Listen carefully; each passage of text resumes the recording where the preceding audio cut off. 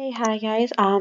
So my project started from seeing architecture as an art for healing, and for that I started looking into a program which can have like to have a place for self-expressions using contemporary arts.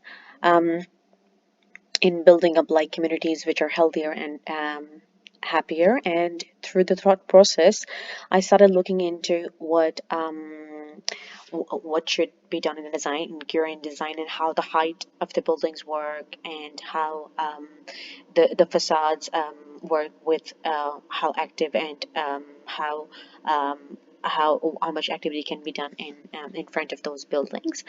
And in that regard, I started looking into the kind of art which has all those aspects, which I found in calligraphy because it involves certain instruments, like you can see over there, like a pen or an ink or like a raw paper, which makes such sounds, scratching sounds, the brushwork sounds that in, like triggers the human minds and senses. And I wanted to use art as healing, so I just went towards that. And in that regard, I started looking into the tessellations in calligraphy, in which there were different geometric patterns related to the calligraphic arts, and how they're formed and used in calligraphy to form various geometric patterns. And just to know how much calligraphic scope there is in Australia, I conducted like the, a survey in which it was to get to know how many people would be interested in actually coming to visit my site.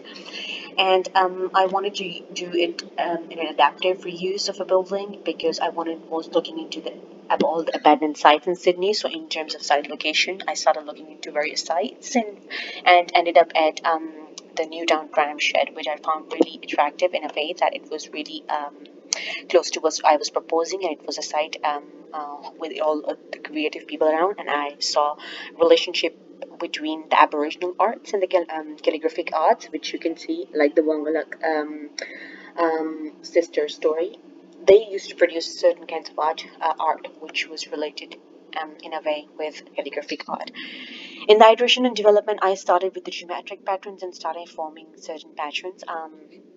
And started arranging in the form of plan, like from the tram track area. And in that process, I found that there were certain limitations to the constraints to the adaptive reuse of the site, which was pretty much mentioned on the site, like interior spaces should be kept as the same, the structure or the north and the west elevation should be kept as same as the height of the site. So including that, I started forming into different geometric patterns which could fit into those constraints, and looking into the materiality and the structures, and working with the models. I started looking into how the zonings of the art workshops and the childcare center and the gallery and the maker space should be placed in that space to make the most usable of it. And I placed gallery on the side to so that the interior walls have their heritage maintained, and I wanted to do interventions in terms of like make it into an variable and reusable spaces. So that was it, my thing up till now. Thank you.